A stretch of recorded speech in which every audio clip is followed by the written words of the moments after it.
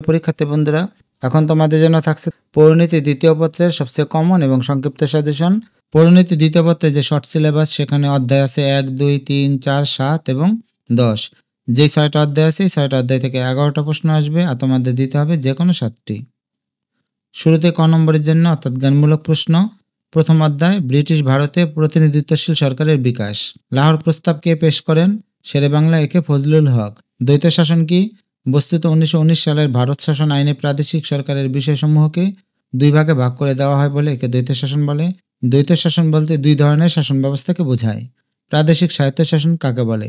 কেন্দ্রীয় সরকারের নিয়ন্ত্রণমুক্ত থেকে প্রাদেশিক বিষয়গুলোর উপর প্রাদেশিক সরকারের পূর্ণ কর্তৃত্বকে প্রাদেশিক স্বায়ত্তশাসন বলে। দ্বিজাতি তত্ত্ব কি? দ্বিজাতি তত্ত্ব হলো মোহাম্মদ আলী জিন্নাহ প্রদত্ত হিন্দু মুসলিম আলাদা জাতি এ সংক্রান্ত তত্ত্ব। লাহোর প্রস্তাব কি? ভারতীয় উপমহাদেশের মুসলমানদের একটি স্বতন্ত্র রাষ্ট্রের দাবি জানিয়ে উত্থাপিত প্রস্তাবই হচ্ছে লাহোর প্রস্তাব। লাহোর প্রস্তাবের মূল বক্তব্য কী ছিল? ভারতের মুসলিম সংখ্যাগরিষ্ঠ অঞ্চলগুলোতে একাধিক স্বাধীন মুসলিম রাষ্ট্র প্রতিষ্ঠা করা। মন্ত্রী মিশন পরিকল্পনার সদস্য সংখ্যা ছিল 3 জন। অবিভক্ত বাংলার শেষ মুখ্যমন্ত্রী ছিলেন হোসেন শহীদ সোহরাওয়ার্দী। 3 জন পরিকল্পনা কি? 1947 সালে 3 জন কংগ্রেস ও মুসলিম লীগের ঘরোয়া বৈঠকে লর্ড মাউন্ট ব্যাটেন যে পরিকল্পনা তুলে ধরেন তা ইতিহাসে 3 জন পরিকল্পনা নামে খ্যাত। সিপাহী বিদ্রোহ সংগঠিত হয় 1857 সালে। ভারতে জাতীয় কংগ্রেস গঠিত হয় 1885 সালে। মুসলিম লীগ গঠিত হয় 1906 সালে। পার্লামেন্টের সংস্কার আইন প্রণীত হয় 1909 সালে। পূর্ববঙ্গ ও আসামের রাজধানী ছিল ঢাকা। 1937 সালে ব্রিটিশ ভারতের কয়টি প্রদেশে নির্বাচন অনুষ্ঠিত হয়? 11টি প্রদেশে। ক্রিপস মিশনের সদস্য সংখ্যা ছিল 1 জন। কোন প্রস্তাবের ভিত্তিতে পাকিস্তান রাষ্ট্রের সৃষ্টি হয়? দ্বিজাতি তত্ত্বের আলোকে লাহোর প্রস্তাবের ভিত্তিতে পাকিস্তান রাষ্ট্রের সৃষ্টি হয়। ভারত স্বাধীনতা আইন প্রণীত হয় 1947 সালে। দ্বিজাতি তত্ত্বের প্রবর্তক ছিলেন মোহাম্মদ আলী জিন্নাহ। কোন আইনের মাধ্যমে ভারতবর্ষে প্রাদেশিক স্বায়ত্তশাসন ব্যবস্থা প্রবর্তন করা হয়? 1935 সালে ভারত শাসন আইনের মাধ্যমে। ব্রিটিশ ভারতের শেষ গভর্নর ছিলেন লর্ড মাউন্ট ব্যাটেন। ভারত স্বাধীনতা আইন কি? লর্ড মাউন্ট ব্যাটেনের 3 জুন 1947 সালে পরিকল্পনাকে বাস্তবে রূপ দেওয়ার জন্য ব্রিটিশ পার্লামেন্ট 18 জুলাই 1947 যে আইন পাশ করে তাই ভারত স্বাধীনতা আইন। পলাশী যুদ্ধ সংগঠিত হয় 1757 সালে। ভারতে জাতীয় কংগ্রেস প্রতিষ্ঠিত হয় 1885 সালে। বঙ্গভঙ্গ কি? 1905 সালে বাংলা প্রেসিডেন্সিকে প্রশাসনিক সুবিধার জন্য লর্ড কার্জনের 2 ভাগে ভাগ করার যে ঘটনা তা ইতিহাসে বঙ্গভঙ্গ নামে পরিচিত। কত সালে বঙ্গভঙ্গ হয়? 1905 সালে। কত সালে বঙ্গভঙ্গ রদ হয়? 1911 সালে। ভারতীয় জাতীয় কংগ্রেসের প্রতিষ্ঠাতা ছিলেন অ্যালান অক্টোভিয়ান হিউম। দ্বিতীয় অধ্যায়, পাকিস্তান থেকে বাংলাদেশ। তমদ্দুন মজলিসের প্রতিষ্ঠাতা ছিলেন অধ্যাপক আবুল কাশেম। মুজিবনগর সরকারের প্রধানমন্ত্রী ছিলেন তাজউদ্দিন আহমদ। 1954 সালের নির্বাচনে যুক্তফ্রন্ট কতটি আসনে জয়লাভ করে? 223টি। কত সালে বাংলাকে রাষ্ট্রভাষার মর্যাদা দেওয়া হয়? 1956 সালে। কোন তারিখ থেকে পাকিস্তানের সংবিধানে বাংলাকে মাতৃভাষা হিসেবে কার্যকর করা হয়? 1956 সালে 23 মার্চ। 1958 সালে কে পাকিস্তানের সামরিক শাসন জারি করেন? তদানীন্তন প্রেসিডেন্ট ইস্কান্দার মির্জা। জাতিসংঘের কোন অঙ্গ সংগঠন 21শে ফেব্রুয়ারিকে আন্তর্জাতিক মাতৃভাষা দিবস হিসেবে ঘোষণা দেয়? ইউনেস্কো। 6 দফা দাবি কত সালে উত্থাপন করা হয়? 1966 সালে। ভাষা আন্দোলন কি? বাংলাকে রাষ্ট্রভাষা করার দাবিতে পূর্ব পাকিস্তানে যে আন্দোলন শুরু হয় তাই ভাষা আন্দোলন। 6 দফা কি? শিক্ষার্থী বন্ধুরা, এখানে একটা মনস্তাত্ত্বিক ব্যাপার আছে, সেটা হচ্ছে বর্তমান বাংলাদেশের প্রেক্ষাপটে বঙ্গবন্ধু শেখ মুজিবর কিংবা এই ধরনের প্রশ্ন নাও আসতে পারে। এটা সাজেশন হিসেবে দেওয়া হলো যেহেতু গুরুত্বপূর্ণ বিষয়, তবে আমার মনে হচ্ছে যে এই ধরনের প্রশ্নগুলো সামনের যে পরীক্ষা আছে সেই পরীক্ষাগুলোতে নাও আসতে পারে। তোমরা চাইলে এই অংশগুলো অ্যাভয়েড করতে পারো। যুক্তফ্রন্ট কি? 1954 সালে প্রাদেশিক নির্বাচনে মুসলিম লীগকে প্রতিহত করার জন্য 1953 সালের 4 ডিসেম্বর পূর্ব বাংলার বিরোধী 4টি রাজনৈতিক দলের সমন্বয়ে গঠিত দলই হলো যুক্তফ্রন্ট। যুক্তফ্রন্ট গঠিত হয় 1953 সালের 4 ডিসেম্বর। যুক্তফ্রন্টের নির্বাচনী প্রতীক ছিল নৌকা। বাঙালির ম্যাগনা কার্টা বলা হয় ঐতিহাসিক 6 দফা দাবিকে। ভাষা আন্দোলনের সময় পূর্ব পাকিস্তানের প্রধানমন্ত্রী ছিলেন খাজা নাজিমুদ্দিন। পাকিস্তানের প্রথম সাধারণ নির্বাচন অনুষ্ঠিত হয় 1970 সালে। 1970 সালের নির্বাচনে আওয়ামী লীগ কয়টি আসনে জয়লাভ করে? 167টি। 19 নম্বর প্রশ্নটা বাদ দিলাম কারণ এখানে শেখ মুজিবর সংক্রান্ত প্রশ্ন আছে। 1954 সালের নির্বাচনে প্রাদেশিক আইন পরিষদের মোট আসন কতটি ছিল? 309টি। পাকিস্তানের সংবিধান কখন রচিত হয়? 1956 সালে। আগরতলা মামলার আসামি ছিলেন 35 জন। অপারেশন সার্চলাইট কি? 1971 সালে 25শে মার্চ রাতে পাকিস্তান সেনাবাহিনী কর্তৃক বাঙালিদের উপর পরিচালিত একটি বর্বর অভিযানের নাম অপারেশন সার্চলাইট। আন্তর্জাতিক মাতৃভাষা দিবস 21 ফেব্রুয়ারি। কার নেতৃত্বে তমদ্দুন মজলিস গঠিত হয়? অধ্যাপক আবুল কাশেমের নেতৃত্বে। পাকিস্তান গণপরিষদে বাংলা ভাষার দাবি প্রথম কে উত্থাপন করেন? গণপরিষদ সদস্য ধীরেন্দ্রনাথ দত্ত। যুক্তফ্রন্টের 21 দফার প্রথম দাবিটি কী ছিল? বাংলাকে পাকিস্তানের অন্যতম রাষ্ট্রভাষা করা। 29 নম্বর বাদ দিলাম। 30 নম্বরে 1969 সালে গণ অভ্যুত্থান কি? 1969 সালের 11 দফা ভিত্তিক গণ আন্দোলনই হল 1969 সালে গণ অভ্যুত্থান। পাকিস্তানের প্রথম সামরিক শাসন কে জারি করেন? প্রেসিডেন্ট ইস্কান্দার মির্জা। গণ অভ্যুত্থান কি?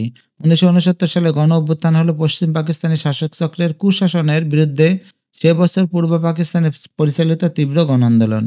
শিক্ষার্থী বন্ধুরা, বাকি অংশগুলো এখানে তুলে ধরলাম। তোমরা শুধু বর্তমান পরিস্থিতি বা প্রেক্ষাপট বুঝে কোন প্রশ্নগুলো না আসতে পারে তা আইডিয়া করে সেগুলো বাদ দিতে পারো।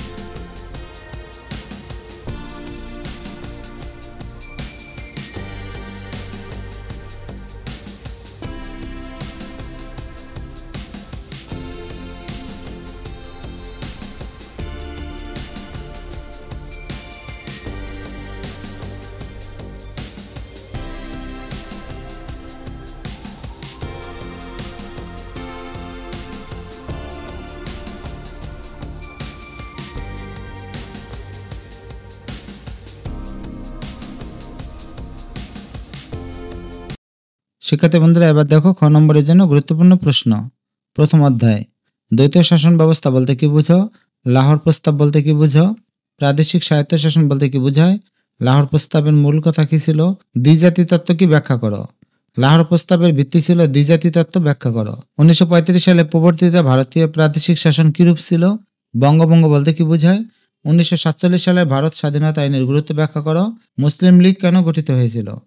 দ্বিতীয় অধ্যায়, ভাষা আন্দোলন বলতে কি বোঝায়? ভাষা আন্দোলন কেন হয়েছিল? আন্তর্জাতিক মাতৃভাষা দিবস বলতে কি বোঝায়? কেন ভাষা আন্দোলন হয়েছিল? যুক্তফ্রন্ট কেন গঠিত হয়েছিল? মৌলিক গণতন্ত্র বলতে কি বোঝায়? 6 দফাকে বাঙালির মুক্তির সনদ বলা হয় কেন? আগরতলা মামলা কি? 7 মার্চের ভাষণের গুরুত্ব বর্ণনা করো। শিক্ষার্থী বন্ধুরা, আগে বললাম যে কিছু কিছু প্রশ্ন আছে বর্তমান প্রেক্ষাপটে না পড়াই ভালো, পরীক্ষা নাও আসতে পারে, তোমরা এগুলো বুঝে বাদ দিতে পারবে। 1969 সালের গণ অভ্যুত্থান ব্যাখ্যা করো। অসহযোগ আন্দোলন ব্যাখ্যা করো। মুজিবনগর সরকার কি ব্যাখ্যা করো। অপারেশন সার্চলাইট বলতে কি বোঝায়? তৃতীয় অধ্যায়, ফরাইজি আন্দোলন বলতে কি বোঝায়? বেঙ্গল প্যাক্ট কি? হোসেন শহীদ সোহরাওয়ার্দীকে গণতন্ত্রের মানসপুত্র বলা হয় কেন? মজলুম জননেতা বলা হয় কাকে এবং কেন? তিতুমির কেন বাঁশের কেল্লা স্থাপন করেছিলেন? কাকে কৃষকদের মুক্তির অগ্রদূত বলা হয় কেন? তিতুমিরের বিদ্রোহ ব্যর্থ হয়েছিল কেন? বারাসাত বিদ্রোহ বলতে কি বোঝায়? নবাব আব্দুল লতিফকে বাংলার সৈয়দ আহমদ বলা হয় কেন? চতুর্থ অধ্যায় গণপরিষদ কি? সংবিধান রাষ্ট্রের সর্বোচ্চ আইন ব্যাখ্যা করো। মৌলিক অধিকার বলতে কি বোঝায়? মৌলিক অধিকার কেন প্রয়োজন? রাষ্ট্র পরিচালনার মূলনীতি কি? ধর্মনিরপেক্ষতা বলতে কি বোঝায়? 1972 সালের সংবিধানের মূলনীতিগুলো কি কি? প্রজাতন্ত্র বলতে কি বোঝায়? দুষ্পরিবর্তনীয় সংবিধান বলতে কি বোঝায়? বাংলাদেশে গণপরিষদ আদেশ জারি করা হয়েছিল কেন? ন্যায়পাল বলতে কি বোঝায়? সপ্তম অধ্যায় সাংবিধানিক প্রতিষ্ঠান বলতে কি বুঝো? নির্বাচন কমিশন কিভাবে গঠিত হয়? অ্যাটর্নি জেনারেল কি? দুর্নীতিকে সামাজিক ব্যাধি বলার কারণ কি? গণমাধ্যমের স্বাধীনতা কিভাবে দুর্নীতি রোধ করে? নির্বাচন কমিশনের দুটি কাজ লিখো। দশম অধ্যায় দুর্নীতি বলতে কি বোঝায়? বিশেষ চাহিদার জনগোষ্ঠী বলতে কি বোঝায়? খাদ্যে ভেজাল বলতে কি বোঝায়? রাজনৈতিক অস্থিরতা কিভাবে দুর্নীতির বিকাশ ঘটায়? ইপটিজিং বলতে কি বোঝায়? এটা প্রতিরোধ করা প্রয়োজন কেন? প্রতিবন্ধীদের প্রতি আমাদের আচরণ কিরূপ হওয়া উচিত? বৈশ্বিক উষ্ণায়ন বলতে কি বুঝো? জলবায়ু পরিবর্তন বলতে কি বোঝায় কারণ কি? গ্রিনহাউস প্রতিক্রিয়া কিভাবে জলবায়ু পরিবর্তন করে? এইডস কি ব্যাখ্যা করো। শিক্ষার্থী বন্ধুরা সকল সাজেশন উত্তর এবং ক্লাসের জন্য চ্যানেলটির সাথেই থাকো। ধন্যবাদ।